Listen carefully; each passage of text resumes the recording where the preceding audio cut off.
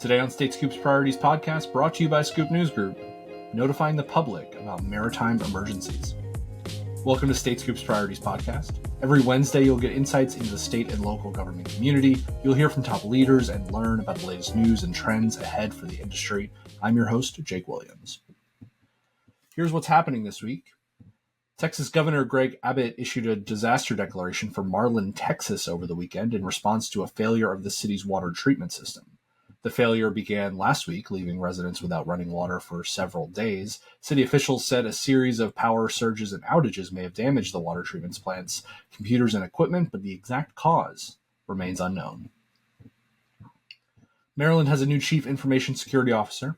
James Saunders, a former federal IT official, will be the new cybersecurity leader for the state. Saunders is currently acting in the role and will become the permanent CISO after Senate confirmation. He was most recently a deputy CIO in the Federal Office of Personnel Management and was previously a CISO for both OPM and the Small Business Administration.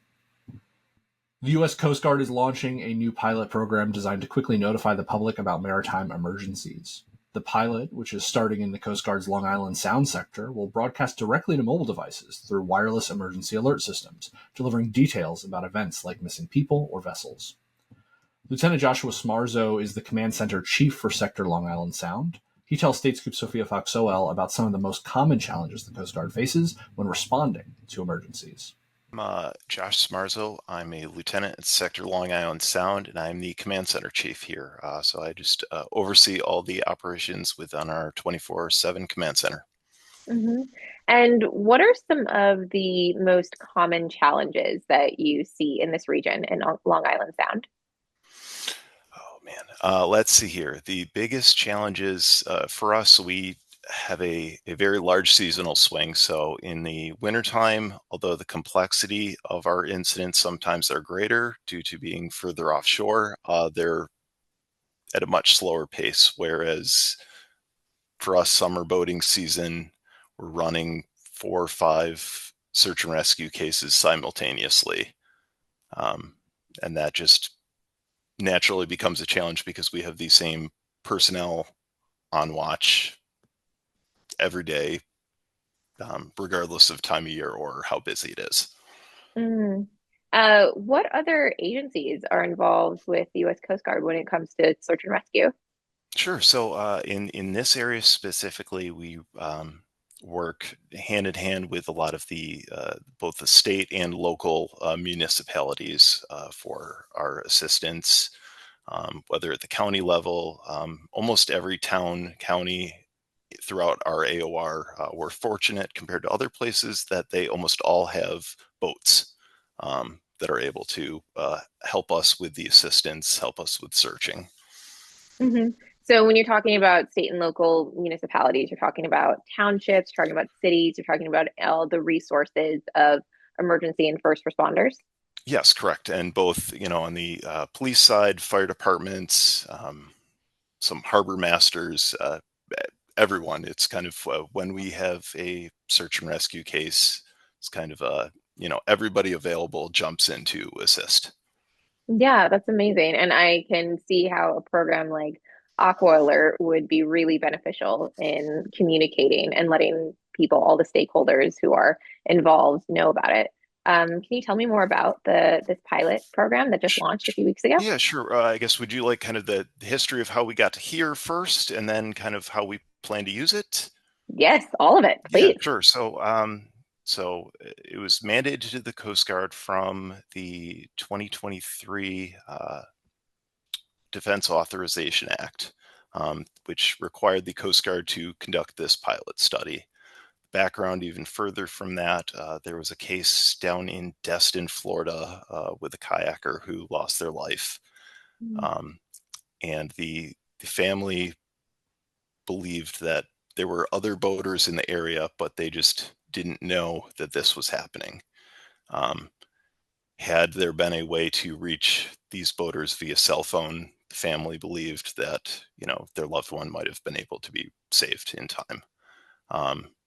Which we do notice that overall trend that each year the number of cases that we get reported in by cell phone is growing every single year compared to traditional over the radio.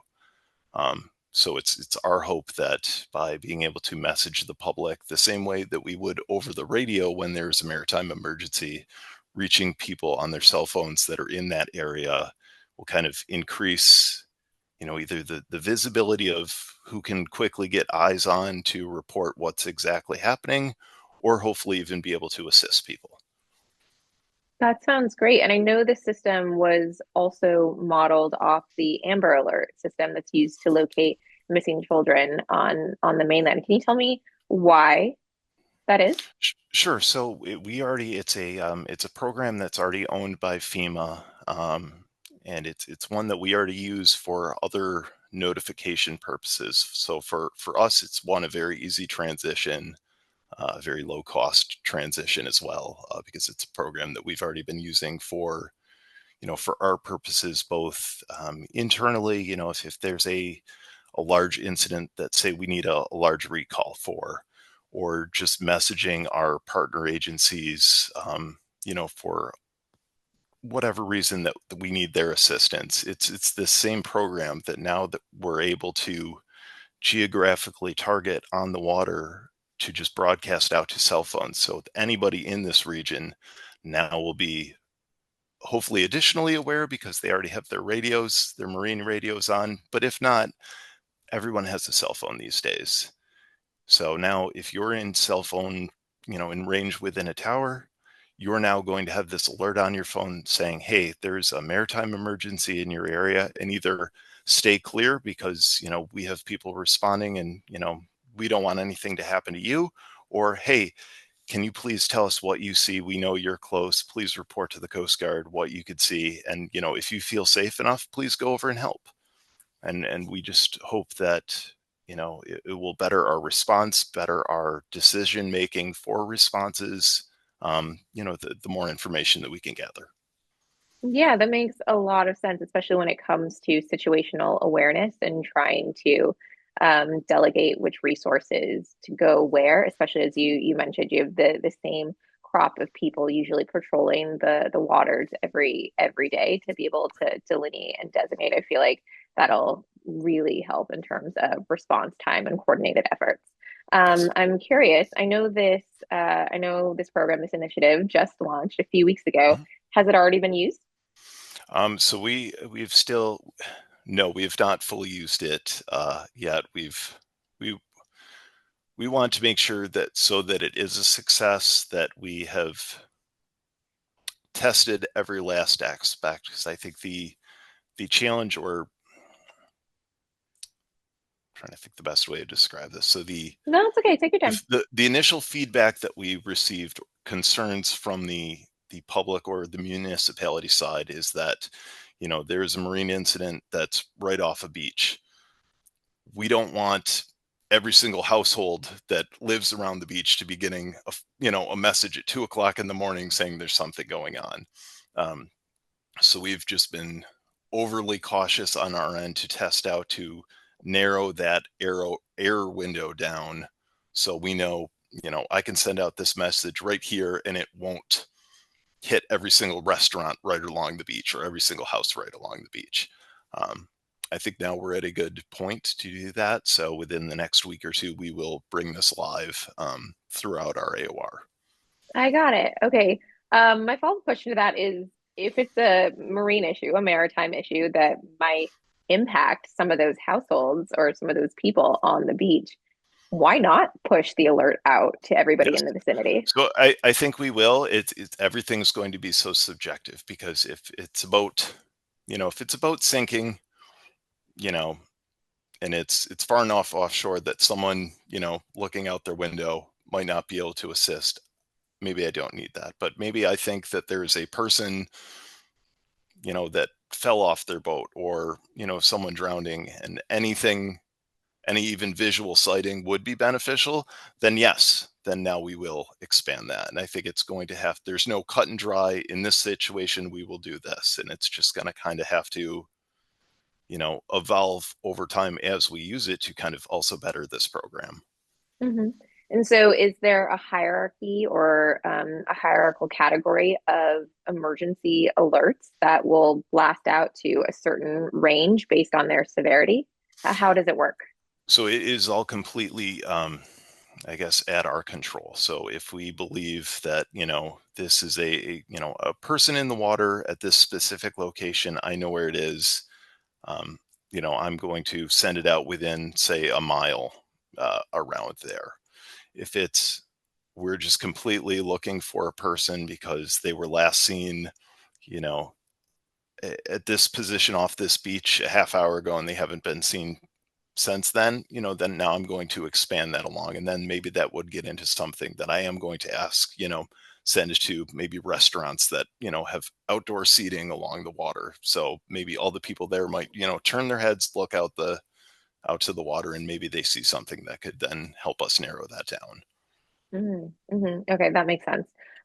So you mentioned the pushback on not blasting a ton of people that maybe not necessarily need to know about certain emergencies or crises that are happening. Did this program receive pushback from any other sources, any other municipalities, any other agencies that were wary about piloting this program?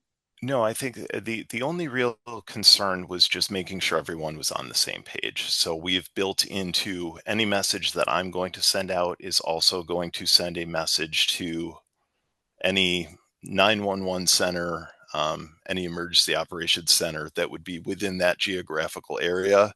So if someone, instead of calling the Coast Guard, they dial 911, they already know what this person's calling and relating to, and they can help get that information back to us. I think that the concern was on that side, just making sure there's enough communication so everyone's on the same page.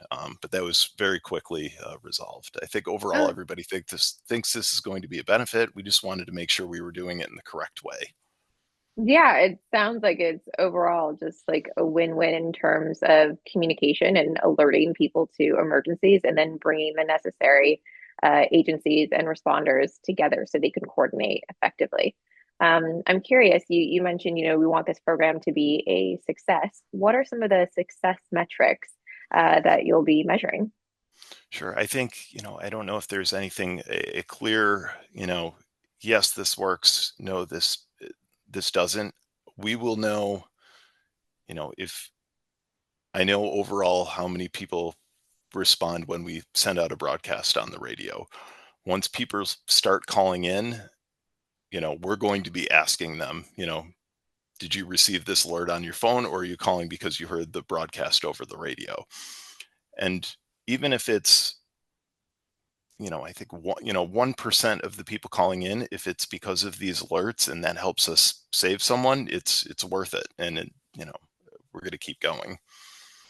Hmm. Hmm. It's such a small, extra step on our side to do, and the benefit is, infinite. So I think even the slightest, yes from the public that this might have helped, even if one case out of 1,000, it's still worth going forward with.